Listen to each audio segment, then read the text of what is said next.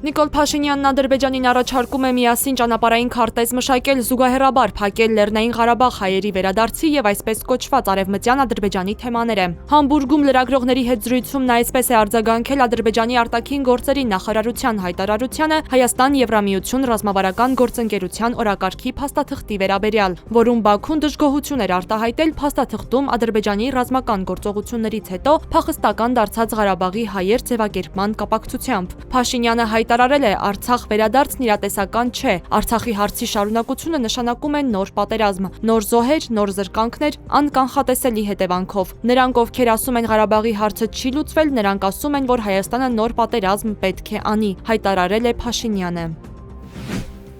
Ըստ Փաշինյանի Եվրասիական տնտեսական միությունից դուրս գալը Հայաստանի համար նպատակ չէ, բայց Եվրամիության անդամ դառնալը նպատակ է։ Նա նշել է, Հայաստանի իշխանությունը հասկանում է, որ Եվրամիությանն ու ԵՏՄ-ին միաժամանակյա անդամակցությունը հնարավոր չէ, նաև հասկանում է, որ կա ինչ-որ կետ, որ պետք է որոշում կայացնել, բայց այսօր այդ կետը չէ։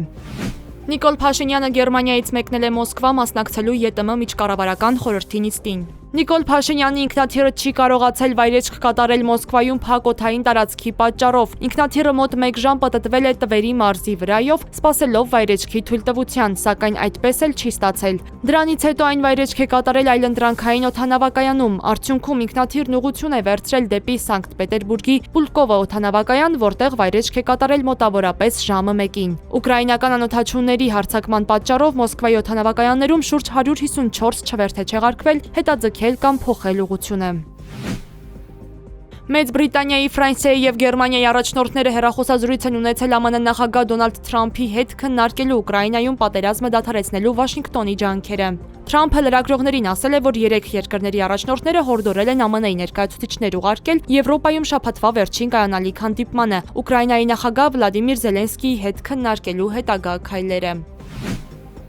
Դոնալդ Թրամփը հաստատել է, որ Միացյալ Նահանգները Վենեսուելայի ափերի մոտ պատժամիջոցների տակ գտնվող նավթատար նավ է կալանել։ Հարցին ինչ կլինի նավթի հետ, ԱՄՆ նախագահը պատասխանել է, կարծում եմ մենք այն կպահենք։ ԱՄՆ գլխավոր դատախազ Փեմ Բոնդին էլ հայտարարել է, որ համապատասխան մարմիններն իրացրել են Վենեսուելայից եւ Իրանից պատժամիջոցների տակ գտնվող նավթ տեղափոխող նավի առգրավման օրդերը։ Ըստ նրա, նավթատարը տարիներ շարունակ պատժամիջոցների տակ է եղել օտարերկրյա ահաբեկչական կազմակերպություններին աջակցող անօրինական նավթային փոխադրումների ցանցին մասնակցելու համար։ Ի պատասխան դրա Վենեսուելայի կառավարությունը ԱՄՆ-ին մեղադրել է բացահայտ գողության մեջ առգրավումը որակելով որպես միջազգային ծովահենության ակտ։